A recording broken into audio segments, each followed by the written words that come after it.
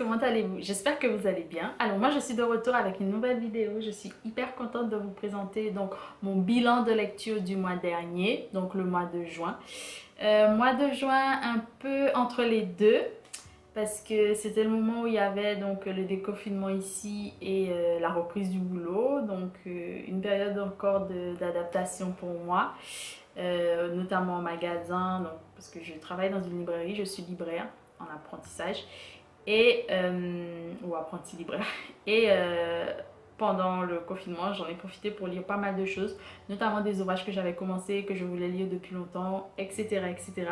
Et en même temps il y a eu le Caribaton parce que le mois de juin est dédié donc à la littérature, les littératures de la Caraïbe. Donc voilà, je vous laisserai des articles en barre d'infos parce que le mois de mai avant été dédié à l'héritage haïtien. Voilà. N'hésitez pas à me suivre pour pouvoir suivre tout ça également. Et puis sans plus tarder, on va commencer avec mon bilan de lecture. Un bilan de lecture plutôt satisfaisant, je dirais, parce que je ne pensais ne pas avoir lu autant, mais finalement oui. Donc j'ai mon petit carnet où j'ai tout écrit et en même temps certains livres que j'ai encore. Alors je vais commencer par Knockout que je vous laisserai ici. C'est un livre dont j'ai parlé dans une vidéo précédente. C'est un ouvrage donc qui raconte l'histoire d'un boxeur caribéen. Celui qui a écrit le livre n'est pas afrodescendant ou autre, mais c'était intéressant d'aller voir cet ouvrage parce que moi je souhaite mettre aussi la culture afro-caribéenne en avant via la culture également et la littérature. Donc c'était intéressant pour moi d'aller voir ce qu'on en dit. Et pour moi c'est toujours intéressant aussi d'aller voir ce qu'une personne en dit quand elle ne fait pas partie de ses cultures. Voilà, c'est une bande dessinée, c'est une biographie du coup de Émile Gouiffu qui s'est battu sur tous les fronts parce qu'il était boxeur évidemment, qu'il créait des chapeaux pour femmes notamment et en même temps qui a dû se battre comme je disais sur tous les fronts parce qu'il était homosexuel. Voilà, c'est une histoire qui m'a plu, que j'ai beaucoup aimé et sur Instagram j'ai posté donc une petite citation d'Émile qui disait en fait que tuer un homme c'était presque moins grave que d'être homosexuel, d'aimer un homme du coup. Voilà, je caricature et je dis ça en gros, mais je vous laisserai l'autre vidéo pour aller voir tout ça. Ensuite, j'ai pu lire pour le Caribaton, je ne vais pas trop en parler, mais c'est Rosalie l'infâme d'Evelyne Trouillot. Donc, un ouvrage que j'aime beaucoup, l'un de mes ouvrages préférés certainement.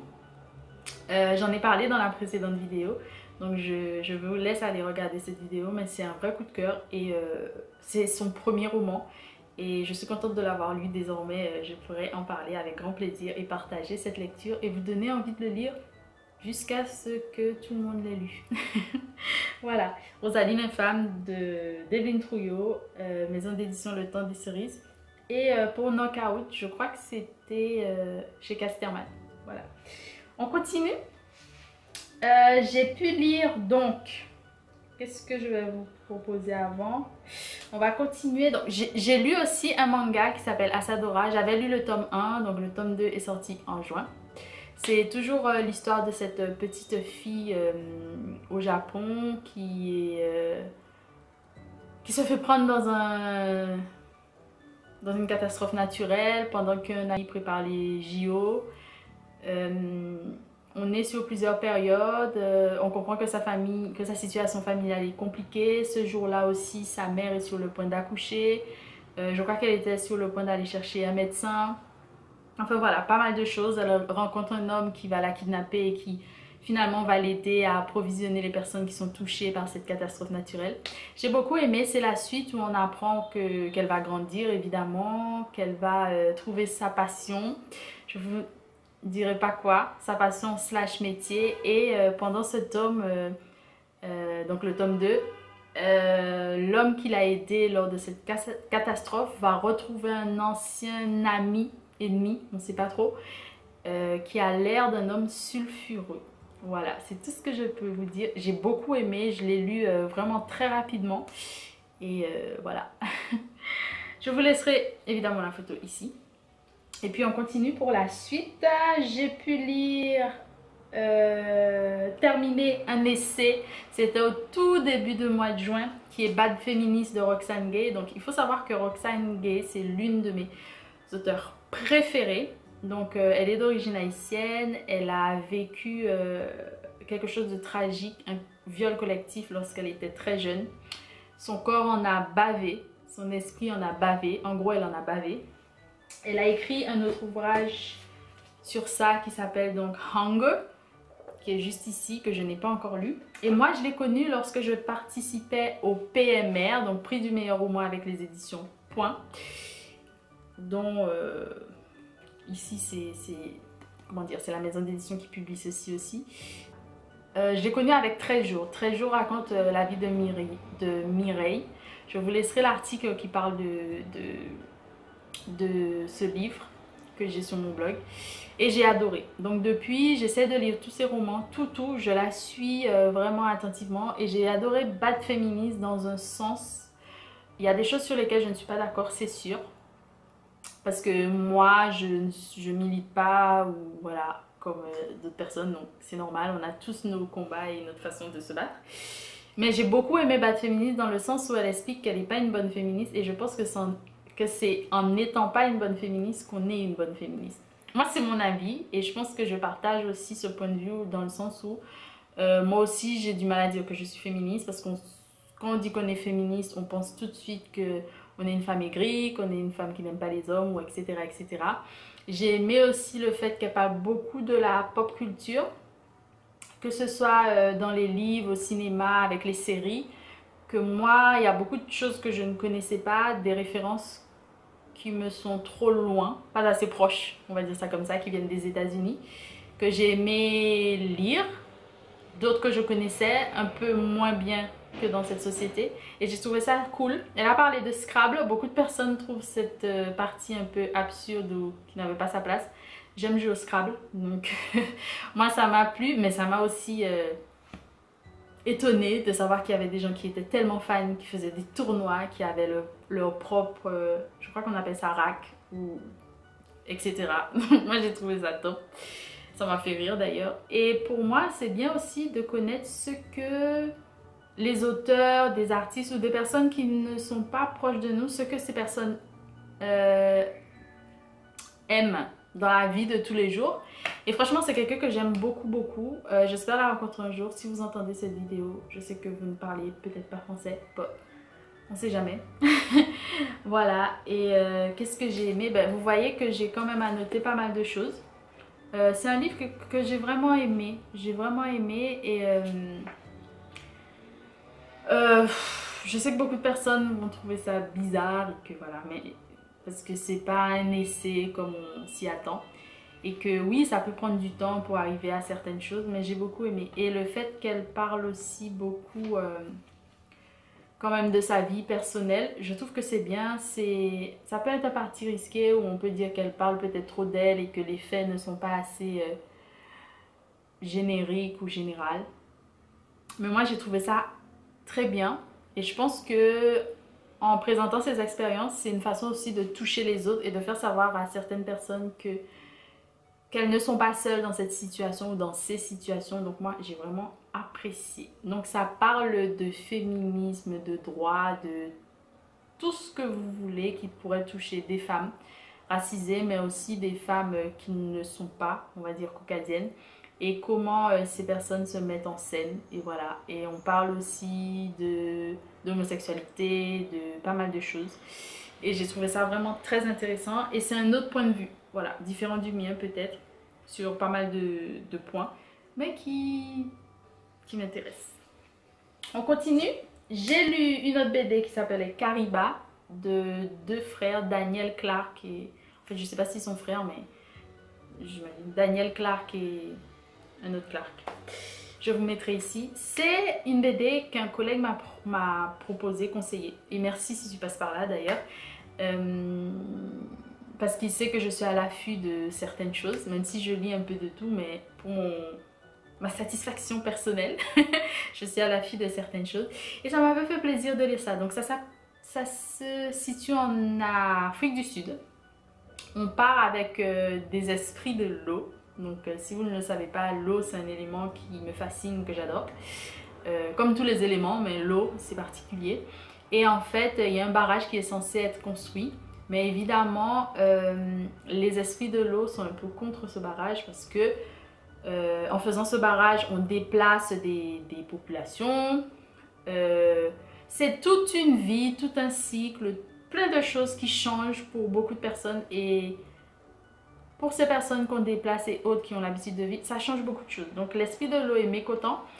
On commence cet ouvrage avec une petite fille qu'un monsieur, je crois qu'il est, je sais plus s'il est pêcheur, mais que monsieur retrouve dans une sorte de grotte.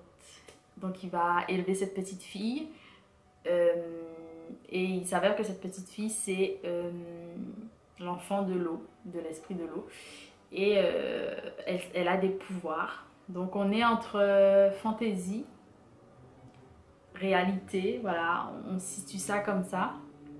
Moi j'ai beaucoup aimé. Je vous dis pas tout ce qui se passe parce que j'aimerais que vous allez le découvrir.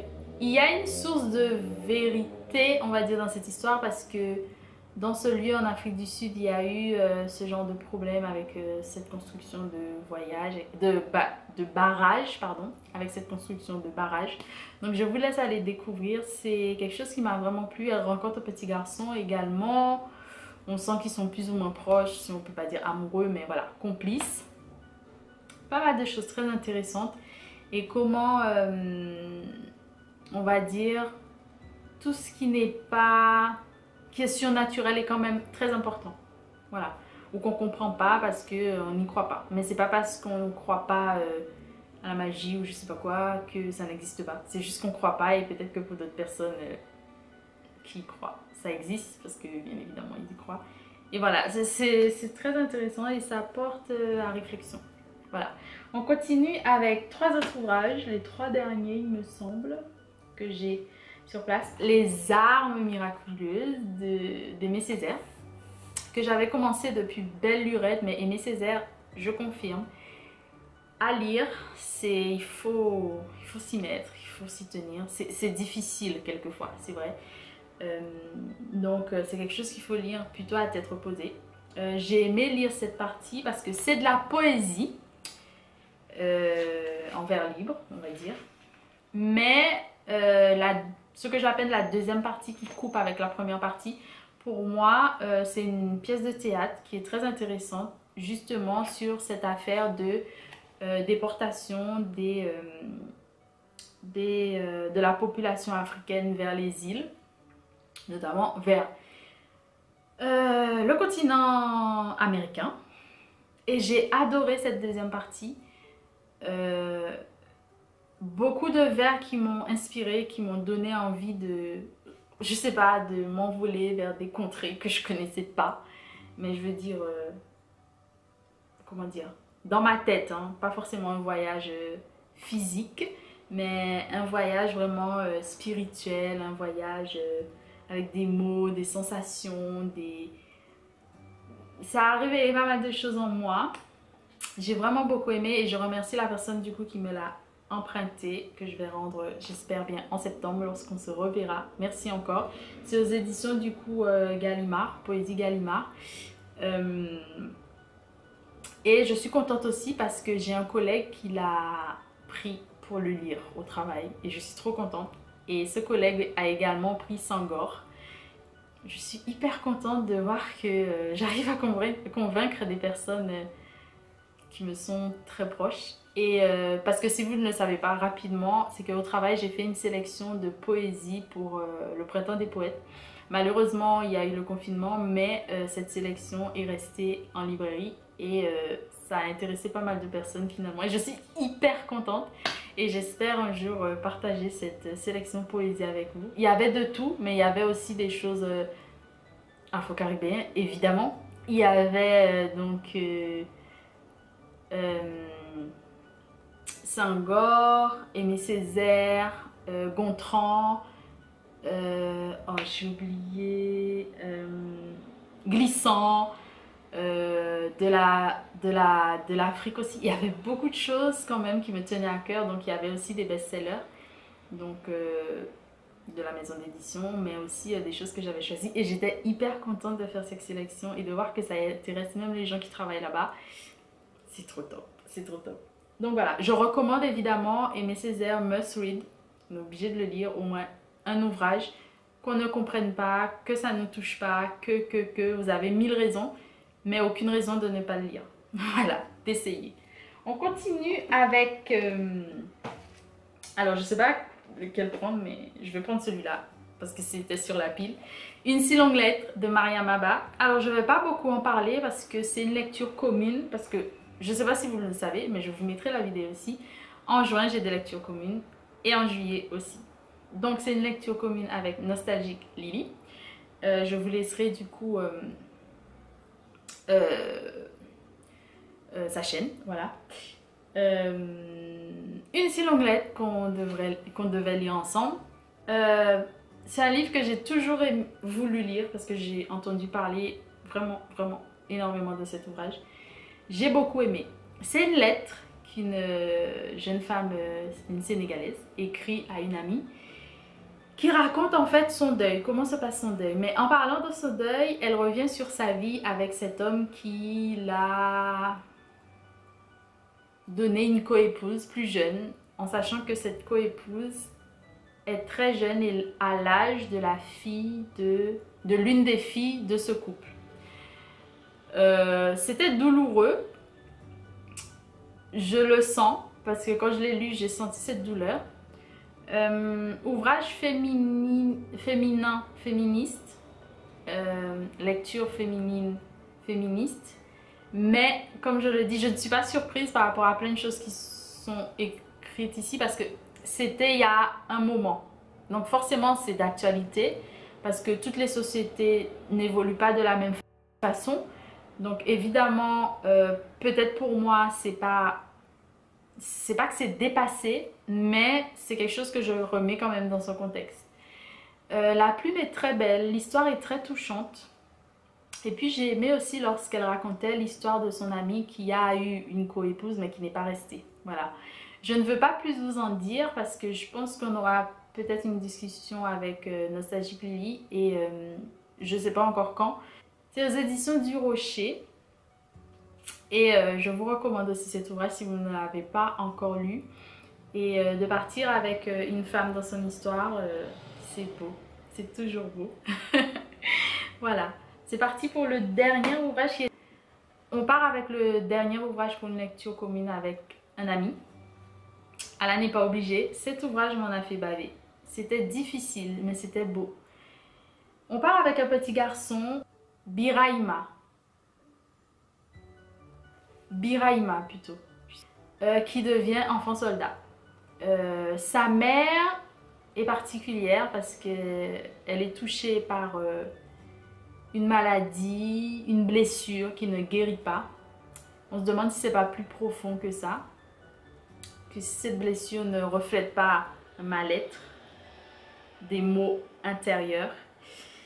Elle ne guérit pas, elle meurt et ce petit garçon doit aller vivre chez sa tante. Mais sa tante qui a des problèmes avec un ancien compagnon se voit dans l'obligation de partir, je crois... juste avant le départ de ce petit garçon qui va donc partir avec un homme pour pouvoir rejoindre sa tante dans un autre pays. Donc là ça se passe, donc ils sont en Côte d'Ivoire, ils vont passer par le Libéria et la Sierra Leone. Voilà, donc on part dans ces 3 pays d'Afrique avec les différences dans les cultes, les différences dans les noms, les différences dans les pratiques à cause des cultes et à cause des religions, voilà, les cultes avec religion. Et c'est drôle que ce soit un petit garçon qui raconte ceci à l'aide de 3 dictionnaires. Je ne vous dirai pas comment il les a trouvés parce qu'au cours de l'histoire, il va nous dire comment il a trouvé ces dictionnaires. Très amusant parce qu'au départ on se dit est-ce qu'il va tout décrire parce que chaque fois qu'il utilise un mot il nous donne la définition. J'ai aimé lire ce livre. Je ne vais pas plus vous en dire comme je viens de vous le dire. Mais j'en ai déjà dit beaucoup et on aura l'occasion d'en discuter avec un ami, avec une vidéo, je l'espère, très bientôt. Voilà. J'espère que vous avez eu de bonnes lectures.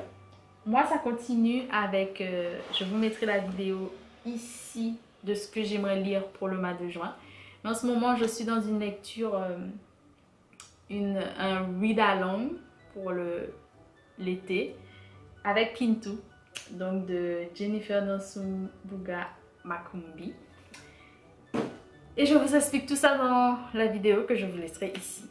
Voilà, ben, j'espère que vous avez fait de bonnes lectures, que tout va bien de votre côté, que vous êtes content d'être en été, en vacances éventuellement. Si ce n'est pas le cas, c'est pas grave, mais on est là, on garde la joie, la bonne humeur. N'hésitez pas à me suivre sur les autres réseaux sociaux et on se dit à très bientôt pour de nouvelles vidéos sur la chaîne. Je vous embrasse très fort. Gros bisous. Bye.